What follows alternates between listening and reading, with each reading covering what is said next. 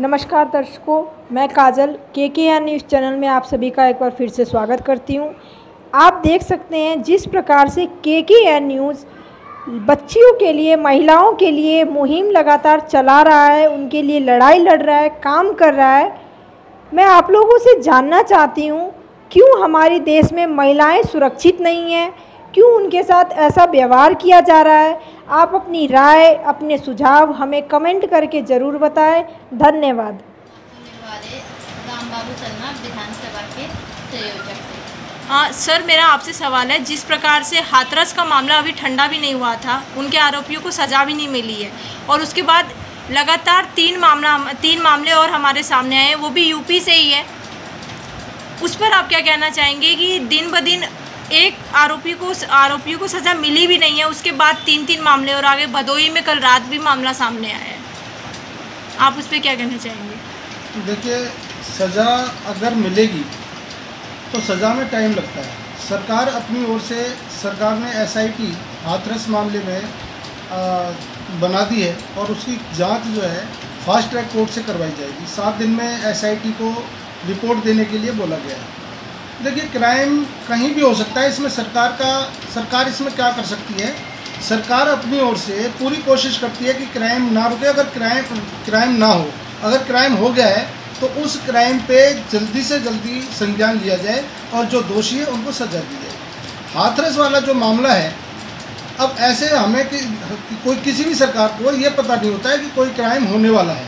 Crime जब हो जाता है उसके बाद ही पता लगता है, और जब पता लगता है तो उसके ऊपर सरकार जो भी कार्रवाई होती है उसे सख्ती से करती है। जिस प्रकार से निर्भया केस में इतना समय लगा, 8 साल 7 साल का समय लगा निर्भया को न्याय दिलाने में, क्या आपको लगता है कि ये जो हाथरस का मामला या आगे जो ये मामले सामने आ रहे हैं, छोटी छोटी बच्चों, 14 साल 8 साल की बच्चों के साथ बलात्कार हो रहा है, ये क्या लगता है आपको कि इतना ही समय इनमें लगेगा या जल्दी से जल्दी कोई सरकार फैसला लेगी?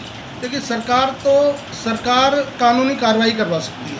सरकार के पास जो प्रशासन है, प्रशासन से जो भी उनके पास जो एविडेंस इकट्ठे करने हैं, जो कर सकते हैं, पुलिस वाले कर सकते हैं या वहाँ का जो प्रशासन कर सकता है वो कर सकता है। लेकिन जो आगे की कार्रवाई है वो कोर्ट करती है, और कोर्ट में कितना समय लग जाएगा, वहाँ पर वकीलों के जो एक दूसरे के प्रति देने होते हैं, साक्ष्य देने होते हैं, उनको कोर्ट कितने जल्दी से, कितनी गंभीरता से लेती है, कितना टाइम लगाती है, उसके ऊपर डिपेंड करता है।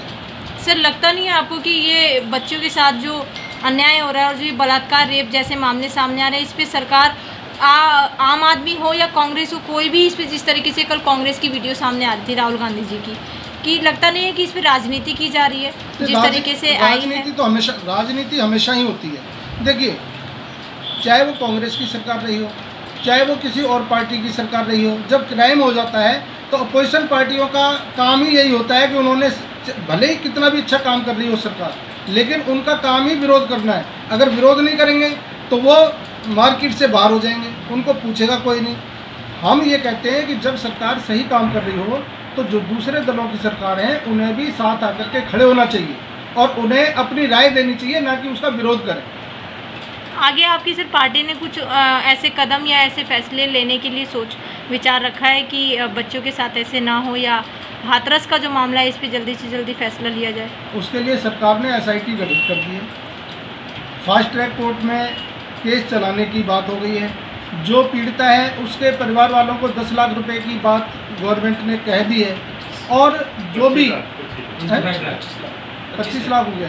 चलो, मैंने जब सरकारी आवास 25 लाख, हाँ, और एक आदमी सरकारी, हाँ, और यही वहाँ डिमांड थी, जो वहाँ डिमांड थी वो डिमांड सरकार ने मान ली है। और जबकि आप ये देखिए कि एक प्रधानमंत्री ने, आप इसको हल्के में ना लें, प्रधानमंत्री जी ने खुद संज्ञान लेते हुए वहाँ के CM जी को, योगी आदित्यनाथ जी को जो बोला है, और उसके बाद SIT गठित हुई है और सख्त से सख्त और जल्दी से जल्दी कार्रवाई करने की वहाँ पर इन्होंने उनको हिदायत दी। ये जो सर हाथरस का मामला था, ये बच्ची की पार्थिव शरीर को रातों रात जलाने का क्या, ये समझ नहीं आया? ये जनता भी जानती है कि ये हुआ क्यों, ये सब जानना चाहते हैं। अब इस विषय में मैं क्या कह सकता हूँ कि उन्होंने, प्रशासन ने ऐसा क्यों किया है, क्या हुआ है।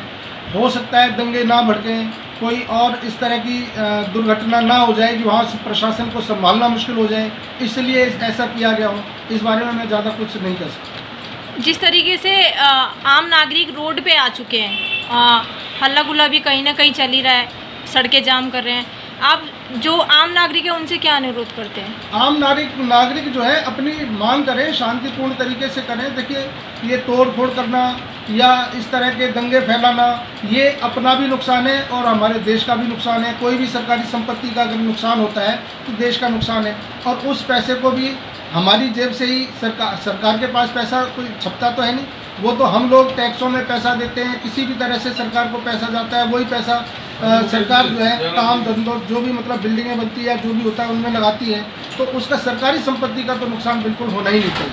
अपनी मांग है, आप शांतिपूर्ण तरीके से रखिए और प्रदर्शन करिए।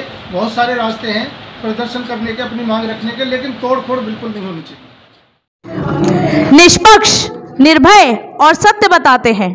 हम आपके लिए ऐसी खबरें लाते हैं। KKN न्यूज़ समाज को आईना दिखाते हैं।